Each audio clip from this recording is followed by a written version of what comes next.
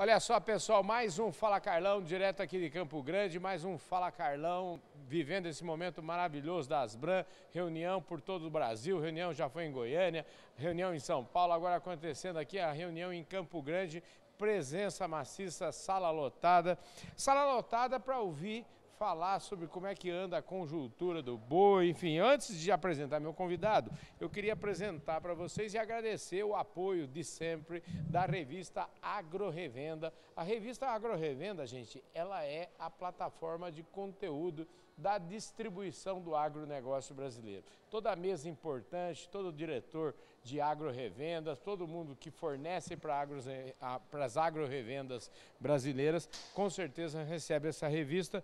Então está aqui mostrando um abraço para todo mundo, mandar um abraço para o meu amigo Ulisses Riba, que é o editor lá da revista. É isso aí, gente. Dado o meu recado paroquial, aproveitar que também estou com a camisa da Employer hoje aqui e mandar um abraço para o pessoal da Employer. Bom, aqui do meu lado tem um craque, gente. Pensa, eu assisti um pedaço da palestra dele, porque sabe que o meu trabalho é fora, eu faço os eventos, mas eu dou sempre uma bicada lá nas palestras, né? Estou falando do Felipe Fabbri, que é o líder de inteligência de mercado da Scott Consultoria. A Scott que acabou há um mês atrás aí fazendo um grande evento lá em Ribeirão Preto, falando de intensificação de pastagem, um evento maravilhoso, aprendi demais.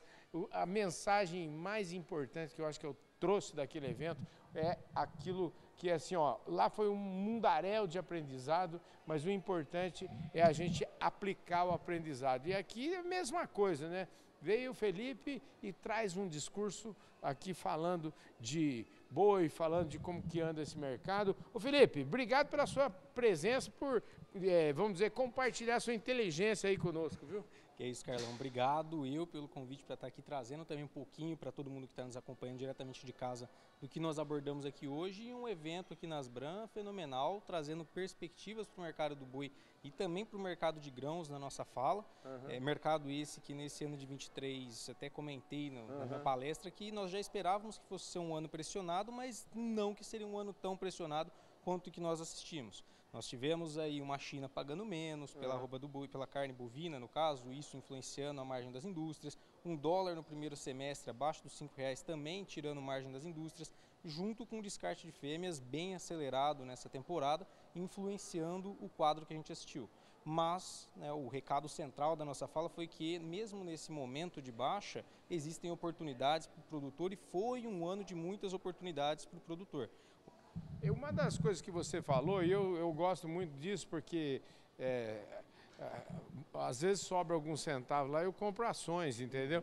E eu acho que a gente tem que entender e aprender definitivamente que quando você quer comprar uma coisa, é óbvio, todos nós, eu não conheço ninguém que acorda de manhã cedo e queira comprar alguma coisa cara, né? Exatamente, e essa foi uma mensagem que a gente trouxe do mega investidor Warren Buffett. Sejam meias ou ações, eu gosto de comprar produtos com desconto, e foi o que a pecuária assistiu. A reposição, principalmente as categorias mais jovens, esteve aí com preços muito em conta comparado aos últimos 5 anos. Foi o momento de melhor relação de troca entre boi gordo e bezerro de desmama para o recriador invernista. Foi uma ótima oportunidade, mas não se adianta tentar pegar e aproveitar esse momento na fase de baixa sem ter preparado a pastagem na fase de alta. Isso que eu queria perguntar para você, porque na verdade eu não queria até nem colocar essa nossa conversa no plano do retrovisor, mas eu queria colocar essa conversa no plano do para-brisa. O que aprendizado que esse ano difícil deixou, e eu acho que todos os anos difíceis deixam aprendizado, e a gente aprende muito mais com os erros, a gente aprende muito mais em anos muito difíceis do que vamos dizer, em céu de brigadeiro. Qual que é a lição? Porque alguém pode falar, pô, mas ele está falando aí, mas eu não tenho caixa para comprar, o que adiantou apresentar mais? A lição justamente é essa, eu queria que você falasse sobre isso. Vamos lá, o planejamento ele é essencial, o ciclo ele vai acontecer independente do ano, da política, do que for, o ciclo pecuário ele é imponente, ponto. Sabendo isso, o produtor tem que tentar nadar contra ele. Não adianta a gente olhar para a fase de alta e aumentar o nosso estoque, comprar um bezerro com um ágio muito elevado, porque o histórico mostra que ao comprar um bezerro com um ágio elevado, você vai vender uma arroba do boi com deságio. ponto. A gente mostrou isso aqui hoje, trazendo a aquisição de um bezerro de 12 meses e a venda dele dali 22 meses, qual que era a situação do ágio ou deságio da arroba do boi. E quem comprou na fase de alta vivenciou aí uma situação de deságio com relação à arroba do boi frente àquela arroba do bezerro. Então, se planejar para poder surfar contra a maré é fundamental. Nossa recomendação é qual? Na fase de alta, olhe para a benfeitoria, olhe para investimento em infraestrutura dentro da propriedade, em melhorar a condição das pastagens, para ir tentar, na fase de baixa, poder aproveitar esse momento de preços mais atrativos e lotar a fazenda com um estoque de arrobas mais em conta. Agora, esse momento passou.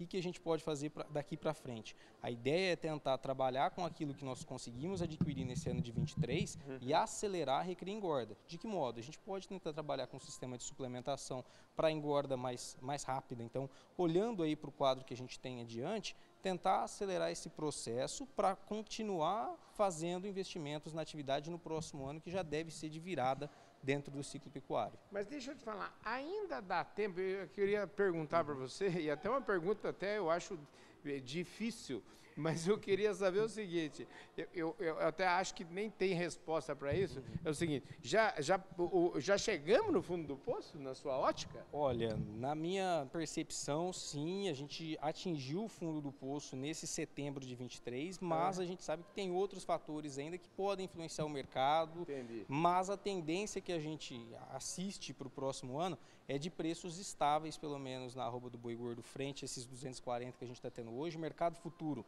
tem desenhado uma arroba, pelo menos até meados de abril, em torno de 240, 243 em São Paulo, e a perspectiva que a gente tem é que hoje a bezerrada já está vindo com um preço mais elevado. Então, em 2024, a safra reflete diretamente a estação de monta de 22, que foi uma estação de monta com menos fêmeas aí participando dela. Então, os bezerros já devem começar a chegar com uma certa escassez no mercado no próximo ano. Isso deve começar a dar firmeza na cotação do bezerro. E aí a perspectiva nossa é que a manutenção desse quadro persista. E em 2025 a gente deve atingir um pico aí com relação a esse cenário de virada de fase de baixa para fase de alta. Ô Felipe, eu escutando você falar assim, parece tudo perfeito, né? Qual que é? Eu sempre gosto de ficar perguntando o seguinte, esse caboclo aqui é um PowerPoint, ele é o próprio PowerPoint. Ô Scott, parabéns aí, porque você tem uma seleção aí extraordinária, a moçada é boa demais da conta. E eu fico sempre entusiasmado quando eu converso com um garoto assim, inteligente, que fala bem, que eu queria saber o seguinte, o que o pecuarista nesse momento, aquele que ainda, vamos dizer assim, aquele que ainda não fez a lição de casa, qual o caminho dele? Tá, vamos lá. O primeiro ponto, a gente está chegando agora no momento de águas no Brasil. Então estamos entrando com as chuvas aí, a grosso modo, no Brasil. E a orçamentação forrageira ela vai ser essencial, até puxando um pouco da parte técnica do que a gente assistiu lá no nosso encontro em Ribeirão Preto há pouco mais de um mês atrás. A orçamentação forrageira ela vai ser essencial. Por quê? Com base na minha perspectiva de produção de massa forrageira para o ano, eu vou conseguir trabalhar com a minha taxa de lotação ao longo da próxima temporada. Então esse é o primeiro ponto para aquele pecuarista que ainda está meio incerto com relação ao que ele deve fazer para a próxima temporada. Passado esse momento, é pensar em taxa de lotação e ajuste disso ao longo dos meses, conforme forem acontecendo as coisas. A gente sabe que o clima é uma variável que não se controla. Então, levando em consideração a perspectiva de clima e a realidade frente à nossa estimativa de massa forrageira ali na nossa orçamentação, eu vou ajustando a minha taxa de lotação e vou trabalhando ao longo do próximo ano, do próximo ciclo. Esse é o primeiro ponto. Poxa, passamos dessa questão da orçamentação forrageira, então eu vou olhar para as perspectivas que eu tenho com relação ao mercado, para poder também tentar estar um passo à frente dos momentos de maior oferta de boiada para o mercado, que é quando? No período de safra. A gente sabe que ali no período entre meados de abril e maio, a gente tem uma concentração muito forte de vendas de boiadas. Então, tentar escapar desses momentos também vai ser fundamental. Isso para o pecuarista que ainda está inseguro, está olhando aí para o mercado adiante para 2024. Tá? Agora, vem cá, o cara liga a televisão hoje e a semana passada era a guerra na Ucrânia, agora é guerra no Oriente Médio. Quer dizer, o mundo está, eu diria que imprevisível, eu não faço a menor ideia do que pode acontecer. Vocês fazem, qual é o impacto, por exemplo, de uma guerra como essa em Israel pode vir a ter no negócio da pecuária brasileira? Tá, vamos lá. No aspecto pecuária, a gente vê um mercado que ele tem pouco peso na nossa exportação. Então, nesse quadro, representaria no máximo 3% do nosso faturamento. Não é um peso tão relevante quanto outros mercados. Mas o principal ponto que a gente tem que se atentar é com relação aos custos.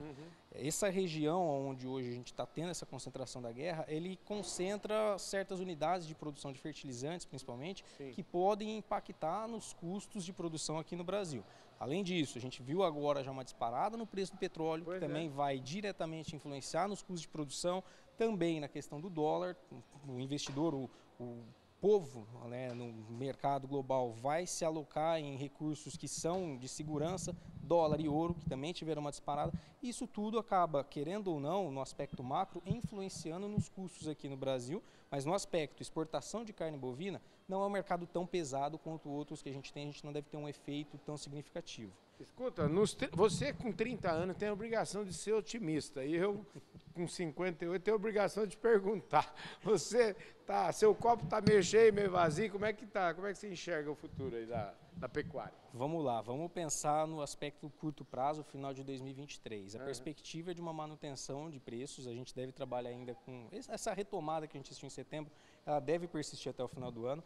Há aí uma concentração de massa salarial aqui no Brasil com 13º, bonificação, emprego temporário, tudo isso traz um quadro mais favorável no consumo de carne bovina e a oferta vai vir menor. Por que nós acreditamos em uma oferta menor?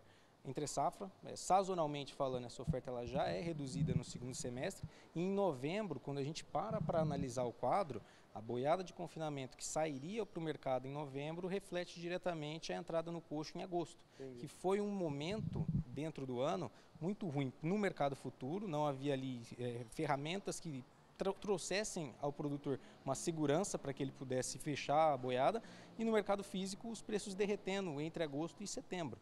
Então foi um quadro onde desestimulou total o produtor, mesmo com custos de produção bem mais em conta para se fechar a boiada naquele período. Então a gente acredita em uma oferta para novembro mais lateralizada, mais frouxa do que a gente está assistindo hoje e uma demanda muito boa, até mesmo no mercado interno e para exportação. Exportação a gente já viu a questão de volumes crescentes desde agosto. A China compra mais, sazonalmente falando, entre setembro e outubro aqui no mercado brasileiro para se abastecer para as comemorações de Ano Novo Lunar que ocorrem entre janeiro e fevereiro, mas pagando menos nesse ano, né? Então é um fator que acaba aí contrapondo um pouco, bons volumes, mas com preços menores. Mas um viés de que deve dar sustentação à arroba do boi pelo menos até o final do ano, frente aos desafios que a gente viu até esse meados de setembro. Maravilha, gente do céu, o cara é um craque. O Thiago, você formou lá em Jaboticabal, não é isso? Isso. Zootecnia você fez lá? Zootecnia, lá na Unesp de Jaboticabal. E você tem raiz no campo? Como é que é a sua origem? Eu tenho no sobrenome Raízes no Campo, mas a propriedade foi vendida muito cedo, espero logo poder voltar e...